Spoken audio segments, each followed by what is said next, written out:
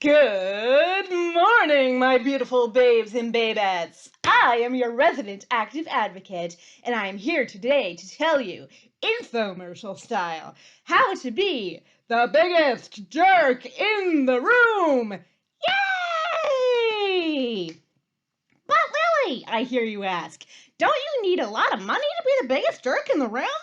Well, my very insightful viewer, no, you don't need anything at all except for a little thing called inconsistent standards.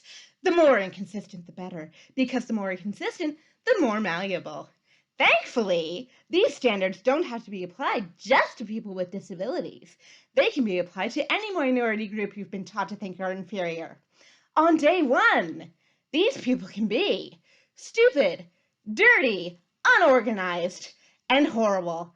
Whereas on day two, they can be malicious, well-organized, intelligent, and sent into your circle to destroy your very way of life. Isn't that wonderful and valuable? It can suit any situation.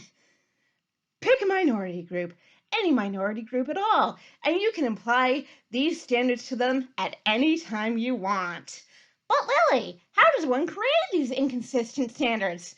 Well, my very insightful viewer, I'm happy you asked. In order to create these standards, one has to mentally separate one truth from another truth. This is a little trick that George Orwell called doublethink. To hold two standards in your mind, which are mutually exclusive, and to believe both of them as the situation calls for it. If today it's convenient to say that 2 and 2 are 5, that's what we believe today. If today it's more convenient to say that 2 and 2 are actually 4 because you know math, then that's what we believe. Yay!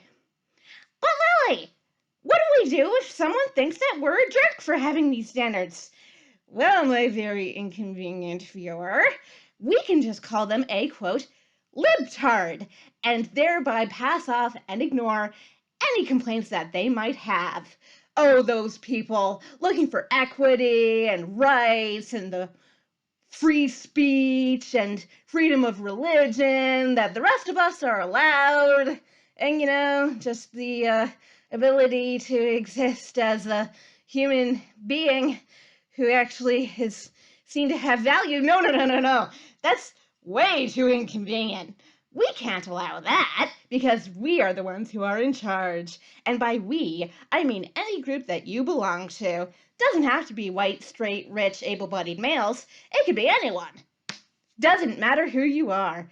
Literally anyone can have these standards and be the biggest jerk in the room. Yay!